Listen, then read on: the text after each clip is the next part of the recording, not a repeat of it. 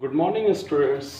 आज का जो विषय है मानव शास्त्र का यानी एंथ्रोपोलॉजी का जो विषय है वो है मानव पारिस्थितिकी विज्ञान का उपयोग यानी एप्लीकेशंस, जिसमें सबसे पहला उपयोगिता यानी मानव पारिस्थितिकी विज्ञान का सर्वप्रथम यानी जो उपयोगिता हम लोग मुख्य उपयोगिता के बारे में देखेंगे तो वो है विभिन्नता एवं प्रजाति वर्गीकरण में उपयोग।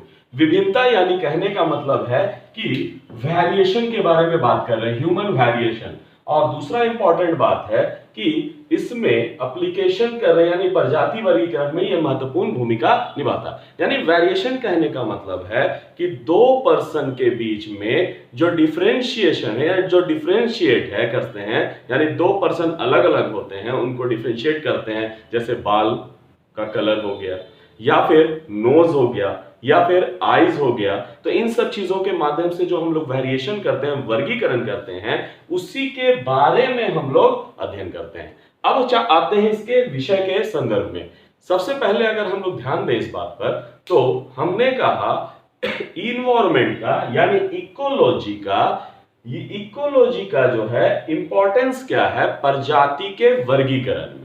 तो आपको पता होगा जैसे कि ठंडे प्रदेश या कि चले जाइए यूरोपियन कंट्रीज या अन्य क्षेत्रों में अगर देखा जाए तो उन क्षेत्रों में जो है कुछ लोग गोरे होते हैं, नोज उनका जो है वो पॉइंटेड होता है। वहीं अगर अफ्रीकन क्षेत्र में चले आते हैं तो वहां के लोग काले होते हैं, बाल वेवी होता है, ऊली होता है। इसका मतलब है अकॉर्डिंग टू इन्वायरमेंट या इकोलॉजिकल संदर्भ में देखा जाए, पारिस्थितिकी संदर्भ में देखा जाए तो प्रजाति जो है यानी पर्सन जो है वो वेरिएट करते हैं। एक जगह के लोग अलग हैं, दूसरे जगह के लोग अलग हैं। तो इसी के माध्यम से यानी मानव पारिस्थितिकी विज्ञान के माध्यम से हम लोग प्रजाति वर्गीकरण करना आसान हो जाता है। यानी मानव का जो है प्रजातीय वर्गीकरण करना आसान होता है। जैसे निग्रो अलग हो गए, द्रविडियन अलग हो गए, या फिर कहीं और चले गए काकस्वाइड तो काकस्वाइड अलग हो गए। तो इसका मतलब हो गया मानव पारिस्थितिकी के माध्यम से हम लोग प्रजातियों का वर्गीकरण सुलभता से कर सकते हैं। स्वाभाविक है जब हम मानव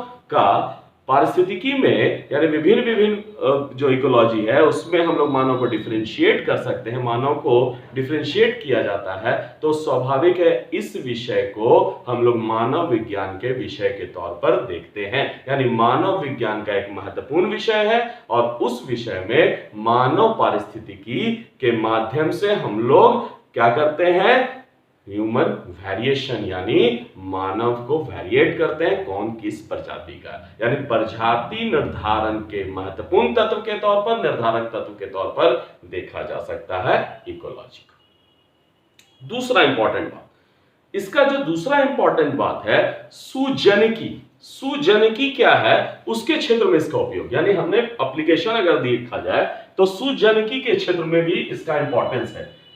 तो सेकंड पॉइंट अगर एप्लीकेशंस की बात किया जाए तो सुजनकी कहने का मतलब है कि in the field of Eugenix. तो सुजनकी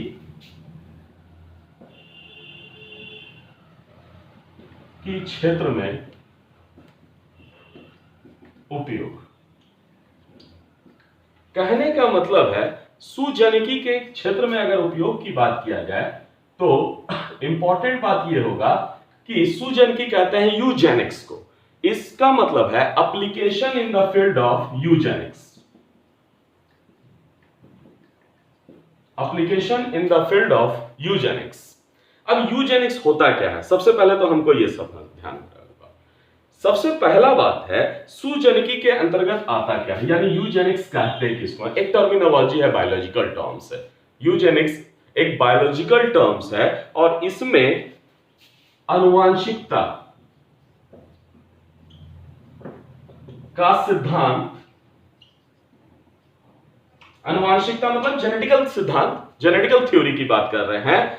इसके माध्यम से यानी आनुवांशिकता के सिद्धांत के माध्यम से मानव की उन्नति या विकास का प्रयास किया जाता है। विकास का प्रयास किया जाता है। यानी फिर से हम लोग समझ लें, हमने बताया मानव पारिस्थितिकी विज्ञान का महत्व क्या है, इंपॉर्टेंस क्या है। तो सुजनकी के क्षेत्र में यूज करते हैं। सुजनकी एक टर्म है बायोलॉजिकल, जिसके माध्यम से आनुवांशिकता के सिद्धांत के माध्यम से मानव की उन्नति के विकास को हम लोग यहां पर देखते हैं। कैसे देखते हैं तो आप गौर कीजिएगा, समझते हैं। पहला बात, यूजेनिक्स होता क्या है, टर्मिनोलॉजी क्या है।